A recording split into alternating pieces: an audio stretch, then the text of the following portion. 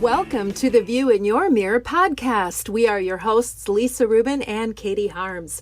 From new moves to tried and true strategies, we'll dissect the ways in which clothing and a little organization can and does affect your daily life. Come along as we hope to inspire, engage, and shape your rituals as well as your shapewear. Katie, it's season 2, episode 2. Did you know that? Oh, Lisa, after you told me I did. I, of course, had to be reminded. I'm just so happy to be back with you. It's been so fun to get comments and feedback. And I think the thing that is so great about the View in Your Mirror podcast is that there's a lot of fun that comes into it. You came up with 4 words. I love our 4 words. What are they? Timeless, professional, sophisticated, and fun. It's so true. And when you get feedback talking about how fun it is, you had one about the beginning and the ending of the day, which I just think is perfect. Yeah, a client texted me and said, Lisa, I love listening to your podcasts. I save them for either when I wake up in the morning or when I finish my day because they always put me in my happy place. So thank you. And that was such a wonderful text to receive, because that's why we're doing this, right? I think so. I don't think so. I know so. For all of those reasons that you said, because we truly believe in, and we're not espousing a particular style, or we want you to be authentically you and enjoy, because truly there's so little in life we can control, right? We control our attitude. We can control how we look for the most part. You're right. We can control how we look. And then when we can control how we look and we like the way we look, our day is wonderful. No matter what is going on in the world, if we can look in the mirror and see that we like how we look, that makes us all feel better. It's so true. Hey, talking about starting the day out right, we welcome Rustica Bakery as our new sponsor. Welcome to our show. Happy to have you. rusticabakery.com. So now, getting into the meat and potatoes, or the hair, skincare, and makeup of our show, where that's really what we're focusing on today. We're in the middle of January is when we're taping this particular show. We're still in the middle of COVID, which I think is going to be here for a while with us. So we have some time maybe that we wouldn't normally have had to reevaluate, reinvigorate, reinvent some of the things that we're doing. So let's get into it. I want to start with skincare. Are you for it or against it? So what I like to tell my clients and for myself is I think it's really important to get into a routine skincare program, whatever that means to you. As we age, of course, moisturizing our face, neck and decollete. Is that how you say it? I'm not sure. But I never know. I look at it and go, mm-hmm. I never say it right, but decollete, I think it is. All right, let's go with it. Sounds beautiful. Moisturizing that area, especially before we go to bed, it can really help how our skin will look and feel refreshed in the morning. Whether you're going to spend a lot of money on skincare or you're going to spend very little on skincare, it doesn't matter. Just get something. Wash your face and put moisturizer on. 2 steps, really. There's a lot of things out there, 2, 3, 4, 5 steps. There's a lot of steps, but the 2 steps, basic wash, steps. moisturize. And the same in the morning. Exactly. Hydration. Yes. Which I will just say, I have noticed, I haven't been drinking as much water lately as I should. I notice a big difference. So I'm pushing the water. That does make a huge difference. Makes a huge difference. Push the water. Even in the winter, it's important to still do the water. And I guess the silver lining to being home right now is that we can have our glass of water or whatever you're going to put your water in next to us at all times, and try to drink something once an hour. Cheers to that. Now, let's talk about waxing, tweezing, picking. First of all, picking in the skincare, don't do it. No picking. It's hard to not. I'm a natural born picker. It's just hard to not, but boy, it makes a difference when you don't. So waxing and tweezing, let's talk about that. Okay. I think that waxing is very important, especially for your eyebrows. If you find a good person to do your eyebrows, it will make a very big difference in how your face presents itself. It generally isn't a lot of money to get waxed or your eyebrows waxed. If you get on a program and you do it every 6 weeks is what I suggest. If you're a person who doesn't have eyebrows or is losing a lot of hair for eyebrows, there are other alternatives. Some of them are very inexpensive. You can buy an eyebrow gel or an eyebrow liner. There's many available at all different price points, and you can pencil it in yourself. Or, Katie, you can do what you did, and that is what's called microblading. Yes. And I'll tell you what, there are two things that made significant differences to my whole outlook on life, both having to do with my eyes. The first was LASIK. The first day after I had LASIK, when I woke up and didn't have to throw glasses on my bedside to see, and doing the microblading and having my eyebrows done so that it isn't something that I have to do. And it's so silly because it's such a small amount of time to actually put your eyebrows on, but literally having them there the first thing I see in the morning when I wash my face, when I get up and look in the mirror, it did something phenomenal. It framed my face. It made me feel lighter. It made me feel younger. It was an incredible change. Highly recommended. And I suggest it to a lot of people especially when I meet a client for the first time and they think I'm going to talk to them about their clothes. If I'm comfortable enough, I get into hair, makeup. And the first thing I always look at for people are their eyebrows. And especially because we're wearing masks now out in public all the time, what are we showing as our facial expression is our eyes, and our eyebrows tell everything. It shows us how we're smiling. It shows how we're frowning. So eyebrows are that secret little important piece on our face. And if you're looking for somebody to do that, do your research. There's a lot of good ones out there. There's also a lot of people that I don't know that they've had the training. So you really want to make sure somebody's done a lot of it, and they will literally use a guide that they place over your eyes to show you what it's going to look like.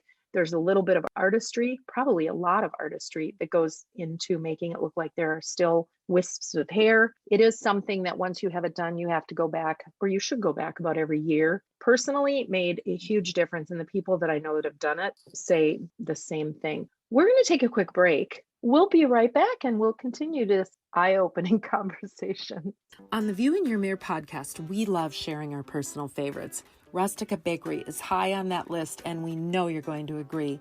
Rustica has 2 locations. They're original at 3224 West Lake Street in Minneapolis, across from Calhoun Commons and Whole Food Market, and Southdale Center next to Lifetime, where you'll enter without even going into the mall. Both have ample parking, either online or in-store. Bread, breakfast, dessert, treats, a menu sure to allow you to find a personal favorite in no time. Online ordering is a breeze, and curbside pickup is an option. Available in-store only are savory menu items. Think grab and go for lunch or enjoy them there. Brunch items are offered Friday through Sunday. My personal favorite is the Take and Bake cookies, available online or in-store. Truly a capstone for any get-together, and in just 15 minutes from package to plate, a memory to make. We highly suggest you always have these in your freezer. rusticabakery.com. Find the food and drink you adore, or try something new. Rustica Bakery puts the love shown by their customers back into every item baked. At Rustica, you're among favorites. So we are back. We're so excited to have you along on this fun journey with us. Lisa, if people want to get a hold of you, how do they do it? Lisa at wardrobeconsulting.net. And I'm Katie at katieharms.com. We were having a compelling discussion about really everything having to do with above the neck and a little bit the chest region. How do you say it, Lisa? I'm not sure, but I think it's decollete. There you go. One thing I want to touch on before we leave the eye region is something that when I did the microblading, she gave me, and it was almost a microblading wand. I bought a pack of them at Sally Beauty Supply for, I think they were probably under $5, and it's a little razor. And I've been using this on my face completely, the whole face. So I will take care of the stray eyebrows, and I will also do my cheeks. I will do my mustache area. I will do under my chin. And I've been doing this for several years, and I'm not growing dark hair, people. So that's a whole fallacy, and that happens if you razor your face. And what this does is it takes off the top layer of dead skin, and it feels great. and you really can tell the difference in how you look. And so that's so important. However you do it, you've got to make sure you are not growing those errant hairs. And the other thing that's really good about that is your makeup will sit a lot better. When I do get facials, I haven't gotten one in a long time due to COVID. She does do that to my skin. That's part of my facial. And my skin feels wonderful after, but also putting on your moisturizer and your foundation or tinted moisturizer that you use, it just sets up really better. It's smooth. Your skin looks luscious. So I also do recommend that. Fantastic. And again, not expensive, easy to do. So I'll tell you where it's not good to use a razor on your hair. Remember those decades? Thinning of your hair using a razor. Remember in one of the last episodes, I talked about the decade of the bad hair. Let's talk about hair and hair care, hairstyles. When you're consulting with your clients, what do you see the most, and what do you think is the most important thing about hairstyle? Well, that's a big question. I think that the hairstyle that someone has represents them. And if you change your hairstyle, it can really change how you feel about yourself and also how people see you. So when I'm meeting with a client for the first time, or I am working with a client, I recommend to them that they consider changing their hairstyle every 3 to 5 years. Now, that doesn't mean a drastic change, but that might be if you have longer hair, cut it a little shorter. Depending on if you have very curly hair, maybe decide that you're going to wear it straight for a while. As we age, the hairstyle that we had in our 20s shouldn't be the hairstyle that we have in our 30s, in our 30s to our 40s, and so on. It doesn't keep us younger to have that same hairstyle. It does not keep you younger. And I'm a person that has naturally curly hair. I'll sometimes wear my hair curly, or I will blow it out straight. What are the differences? For me personally, when I blow my hair out straight, I feel more professional. When I wear my hair curly, I am more playful. So I am a person that will change my hair according to what I'm doing for my day. And that makes me feel better. So I suggest that to my clients if they have the opportunity to change their hair up. Some women will put their hair in a ponytail. Well, maybe that's not always a great idea depending on what you do. Or it's a really good idea depending on what you do. I think the big takeaway is something to think about. It's not just the hair on your head. It truly plays into your presentation. So Lisa, you wear your hair curly or straight. Let's talk about one of the best things to have been invented. The blow dry bars, right? Yes. Is that what you're talking about? Yes, the blow dry bars. Or your stylist who really knows how to blow out your hair. Exactly. Right. I have the woman that does my hair, blow out my hair, and she knows my hair and she does a great job. But I have gone to several blow dry bars, especially when I was out traveling, because if you get your hair blown out, it can last up to a week, especially if you buy good dry shampoo and know how to use it right. And you will never have a bad hair day, ever, ever. It's the best thing invented. I agree. So highly, highly recommend trying it, especially when we can get back out. I would get my hair blown out once a week on a regular basis because then I never had to do my hair. And it also saves you time in the morning because if you don't have to deal with your hair, that can cut out a half an hour to an hour of your morning. Absolutely. We know there's cost involved in it. And also you're saving on shampoo, you're saving on product. That's what I tell people. Thank you. So Lisa, here's a question I know a lot of people are contemplating, particularly as they age: bangs or no bangs? So bangs or no bangs? I think that as we age, people should consider not having bangs anymore. I don't think that bangs make you look any younger. I actually think bangs can make you look older. That's my opinion. Some people have to have bangs because of colics and things like that. But if you have the opportunity not to have bangs as you age, I would recommend to change it up a little bit. Good advice. Let's talk about transitioning natural. I think that's something going on, particularly living through COVID. There was weeks, months where, and still people aren't comfortable going into salons to have their hair done. So a lot of women, particularly, and men are going through a change that they didn't intend to have. What's your thoughts about that transitioning? I don't have a problem with it. The only problem I have is if you are on Zoom calls all day long and you have that stripe that goes down the middle, I don't think that that's a very attractive look. And I think that if you're choosing to go all natural, even if you're on the Zoom calls a lot, there's some sprays and things that you can buy that are temporary for your day, and just give a little spritz at the top of your head so it almost looks more natural, like there's just gray coming out here and there. But going all gray, I don't have a problem with it, as long as you don't have a problem with it, because if you don't have a problem with it, I think it can be quite pretty. Well, it's interesting. I started transitioning to natural color, which for me is predominantly gray, more of a silver actually, in January, before really worrying about COVID. So I maybe got a head start on it, but I knew what I was in for. I had gone very blonde years before so that I could keep it at bay. So it's been a process, and there are days where I'll get up and, if I put a few more curls in it, the differentiation shows less. So there's been some interesting strategies there. But yes, the spray, particularly when you're at the beginning of it, the spray that covers the gray, that's a very big help. And I think one thing we want to say too is, particularly when we talk about Zoom calls, and we're going to end talking about Zoom calls in a little bit, is that we're not trying to make you stand out. We're trying to make you so comfortable on your Zoom call that there's really nothing to notice. And that doesn't mean we don't want people to see who you are or know who you are, but you really don't want to stand out for all the wrong reasons on a Zoom call. Does that make sense? Exactly, Katie. That was very well said. I like that. All right, let's talk about glam hair really quickly, and then we're going to have a couple minutes to talk about makeup before we go to our nonprofit spotlight. Glam hair. Glam hair.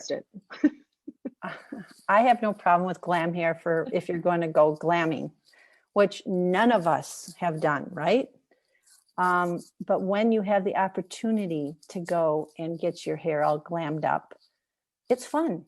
It's really fun. It's like you're kind of this imaginary character for the night, and you feel good, and you stand up taller, and you walk different, and it's a fun thing to do. It's especially fun to do with a bunch of girls. It's not something that we do every day, but I definitely think it's a fun and important thing to do when you're getting dressed up. All right, well, make note, Lisa is for glam hair when appropriate.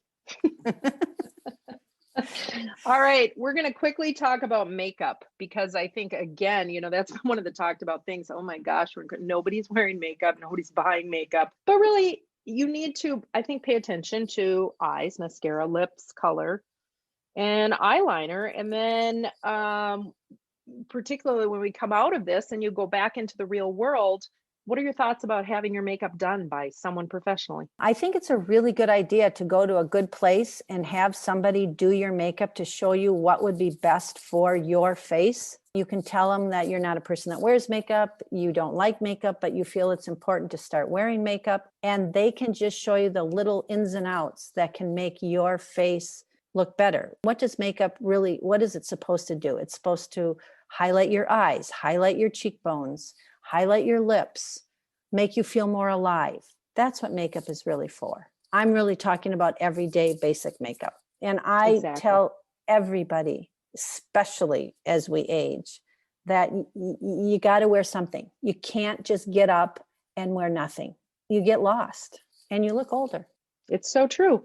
Mascara. I want to touch on this really quickly because I'm terrible at this. Replacing mascara. I don't know the real answer to that, but I suggest every 3 months, especially if you're a person that wears contacts. I would say the same with an eyeliner, right? Because you're so close to your eye, and depending on where you're putting it. Right. Or if you have an eye pencil that you're using a sharpener, you're actually cleaning that as you sharpen it. So just make sure that you do that, because you don't want to get an eye infection. So true. Talk about lips. We're going to get rid of the masks, and we are seeing lips a lot, obviously, on Zoom calls. And yeah, lips is a big one. I always say not mine aren't. No, I don't mean it that way. Right. We're not seeing lips out in public right now, but we are on Zoom calls. So I know we're going to finish with that, but I always tell people that they should put some kind of color on their lip, a natural lip. If you are doing presentations, if you're working, if you're on Zoom, whatever you're doing, you need to put some color on because it sets the rest of your face up. All right, let's get to our our when in Zoom, what's our must do's? So I have 6 must-dos for women's Zooms. Actually, these are also if you're going to do presentations out in the real world, okay? The first one is an eyebrow gel or pencil to define your eyebrows. We already touched on that. Very, very important. Number 2 is eyeshadow. Just eyeshadow in neutral colors, just to set up your eye. Doesn't have to be a color. It can be neutral colors. Mascara and then eyeliner. Well, actually eyeliner and then mascara. Either a tinted moisturizer or a light foundation with moisturizer is probably, it's not in any specific order, by the way. I think you do that first. Everybody needs to do that. Natural skin on a Zoom call, not good. And then a little blush on your cheekbones, but not always just your cheekbones. Put a little bit in the front of your forehead, on the tip of your nose, and on the tip of your chin. And then at the very end, lipstick. Doesn't have to be bright red, doesn't have to be hot pink.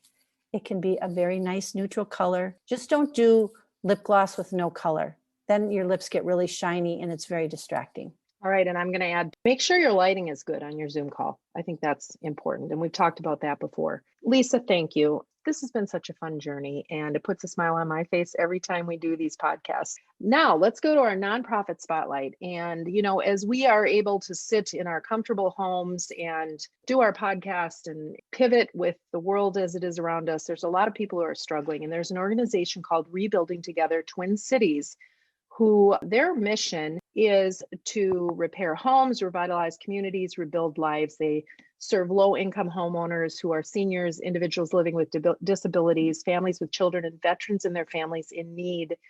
And they also serve nonprofit facilities in need of repairs. So they're doing a lot of work in the Twin Cities. It's an organization that I've had a lot of experience with, and they do good work. So rebuildingtogether-twincities.org is a phenomenal organization. I hope you will go to our website and learn a little bit more about them.